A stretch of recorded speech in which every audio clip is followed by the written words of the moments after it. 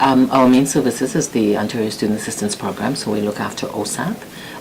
Scholarships and bursaries are within financial aid, so any entrance scholarships, scholarships for returning students, tuition bursaries, financial need bursaries, student access guarantee bursaries, Ontario First Generation bursaries.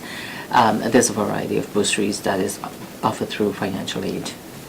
Basically, for new and returning students, they would go on srs.humber.ca to complete an application to apply for a tuition bursary. Financial need bursaries, it's a little bit different, where we would look at the student academic history and to indicate how they're doing academically. We look at how much OSAP they've received. If they did not apply for OSAP, we look at a number of things, so specific criteria.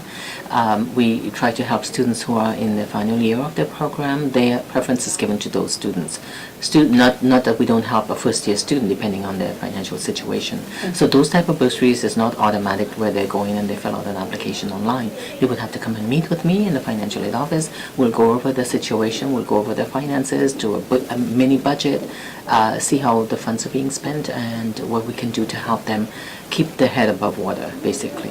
To be eligible for OSAP, of course, you have to be an Ontario resident, you have to be a Canadian citizen, permanent resident, or protected person. When I say Ontario resident, I'm talking about having to have lived in Ontario for 12 months without being a full-time post-secondary student. So, for example, a student coming from another province would not be eligible to apply for OSAP, and vice versa. A student from Ontario going to school in BC would have to apply to Ontario for funding.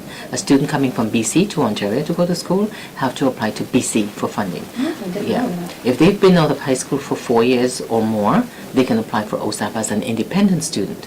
If they are married, of course, they apply as a married student. If they have a child, they're a single parent, they apply for OSAP as a sole support parent. If they've been out of high school for less than 4 years, they can apply for OSAP as a dependent student, meaning that they would have to show their parents' income to determine a parental financial contribution. So basically, what the ministry is asking for is, based on parents' income, we will determine how much OSAP you receive.